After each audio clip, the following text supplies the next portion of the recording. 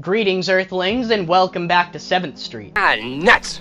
Bunch of crazy goddamn terrorists. Do you ever find yourself absolutely adoring a movie that everyone else seems to hate? You're watching my channel, of course you know what I'm talking about. Well, for me, that movie is Bruno Mattei's Hell of the Living Dead.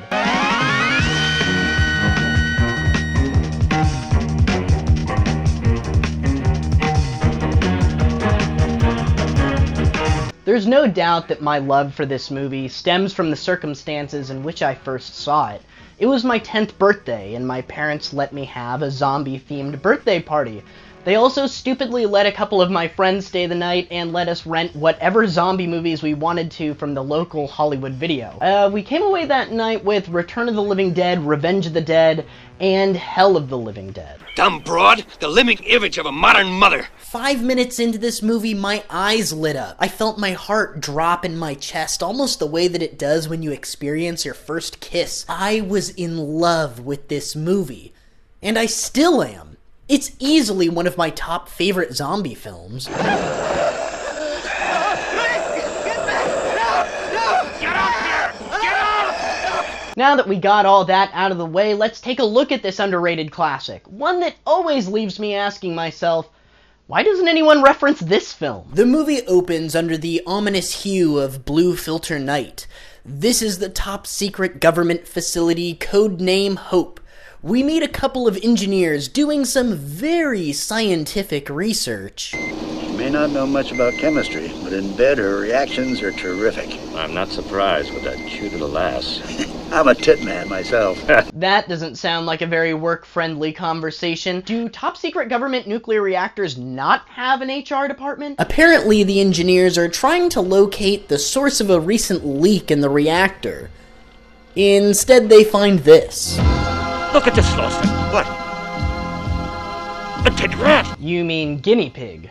Right, Bruno? Not surprisingly, the dead rat returns to life and proceeds to kill the scientist, and somehow manages to release the valve on the deadly nerve gas.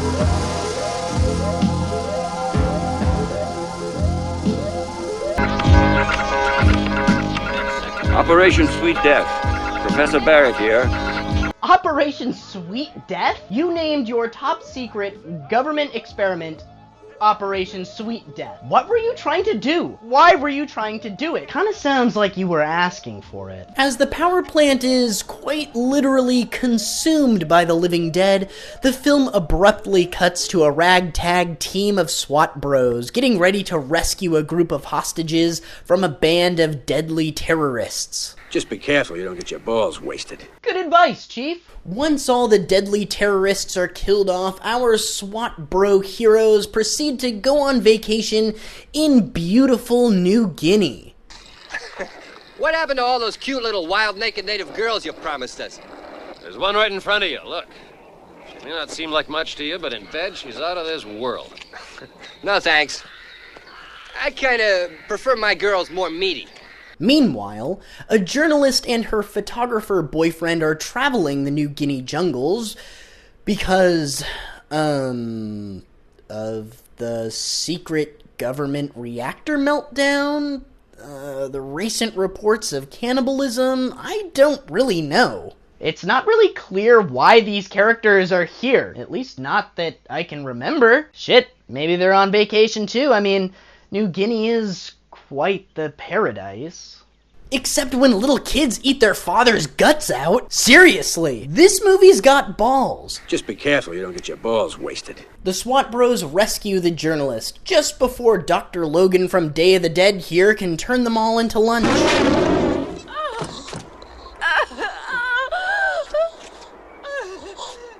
After rescuing the journalist and her boyfriend, our heroes continue on their way through the jungle, but find that they need to pass through the territory of a local cannibal tribe.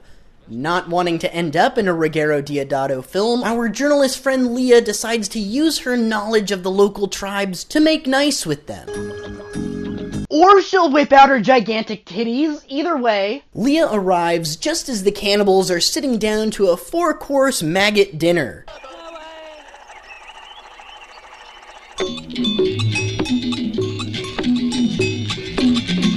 Nothing like toasting the old jungle snake by the fire. You know, it's been a few minutes since we saw a zombie attack.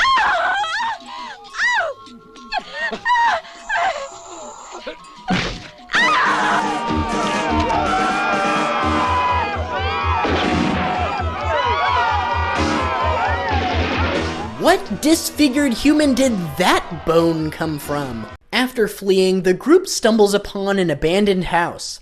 I can't possibly see where this will go wrong, especially when this guy decides to ditch his gun for a tutu, top hat, and cane. You deserved this. Meanwhile, upstairs, Leah almost gets pulled through a window. Yeah, that's cool, just shoot right at my face. After escaping from the house, it would appear that some of our heroes aren't really handling this all that well.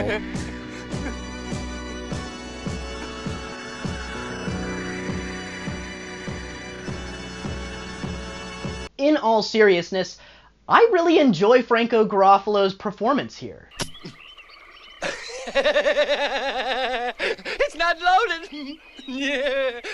Boom! The team manages to reach the Hope Center to complete their mission.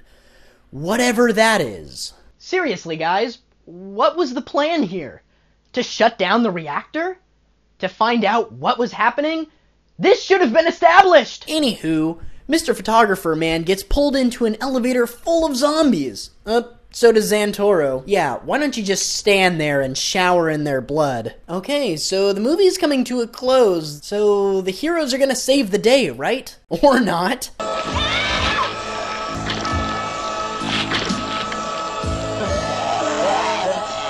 Well, that was a bleak ending. I can still vividly remember watching this movie on my 10th birthday and being disturbed beyond belief. I love this movie. Mostly for nostalgia reasons, but it's easily one of my favorite zombie films.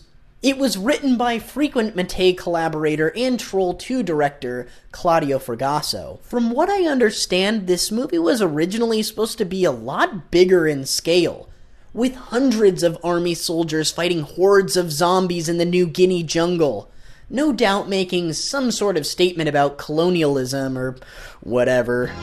You destroyed my people. You have murdered my people. You have treated them like a crowd of human larvae, like creatures without souls, insects, savage beasts. And I, for one, am glad that we got the goofy-ass version that we did. It's loads of gory exploitation fun that will leave you asking yourself, why doesn't anyone reference this film? Don't let it worry you. I think you will all meet again. In hell!